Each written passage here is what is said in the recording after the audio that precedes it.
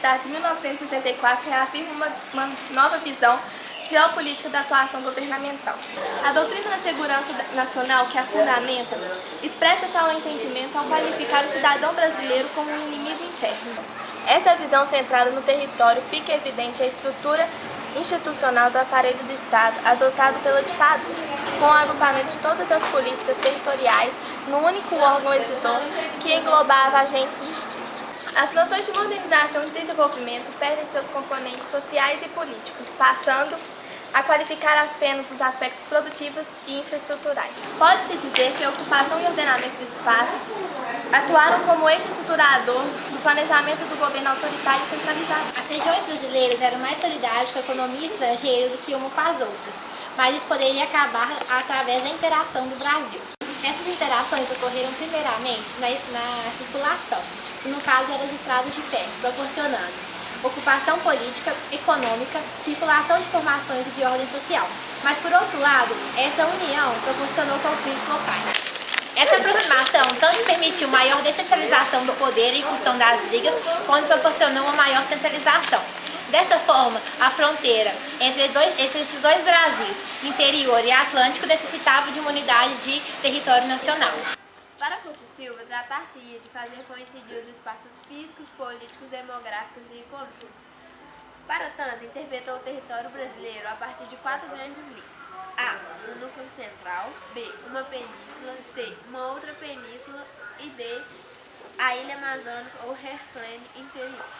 Os Objetivos Nacionais Permanentes fixam a integração do território como objetivo maior dos militares. A economização e a integração territorial passa a ser o eixo estruturador do planejamento autoritário e centralizador. Com o golpe militar de 1964 e, consequentemente, a centralização do poder político no Executivo Federal, o projeto geopolítico militar pode ser colocado em prática. A inexistência de uma rede nacional de transportes e a fraca densidade populacional no interior era um problema para o crescimento econômico do país, que exigia mais mercado no Brasil e no exterior.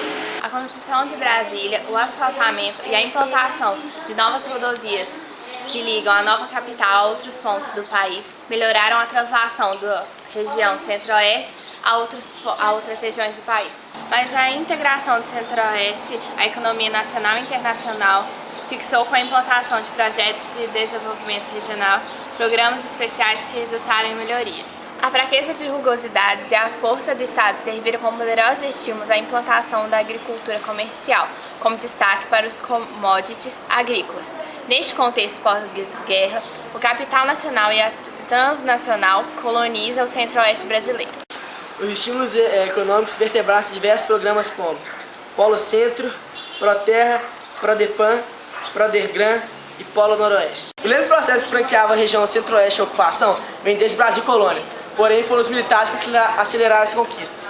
Os objetivos eram econômicos, sobretudo geopolíticos. E a colonização da região articulada a um projeto de integração do território que, para sua consecução, o Estado lança mão de um tripé em cujos vértices encontram-se a técnica, créditos e subsídios em grandes capitais.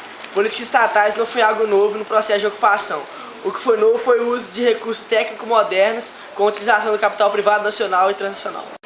A magnitude do capital que se deslocou para o centro-oeste foi outro destaque importante. Correia lembra que a ocupação dos espaços vazios de desenvolvimento estava justificando a incorporação capitalista desses locais, que eram chamados de fronteira do capital. Humberg lembra que industriais, banqueiros e negociantes de São Paulo associaram seus capitais para iniciar a exportação agropecuária no centro-oeste. Tanto empresas nacionais quanto multinacionais participaram do processo. Sob o pretexto de ocupar espaço vazio, os militares propõem uma modalidade de atividade econômica que dispensa mão de obra do campo, o que reforçou a urbanização corporativa e segregadora, exigindo uma maior presença do Estado.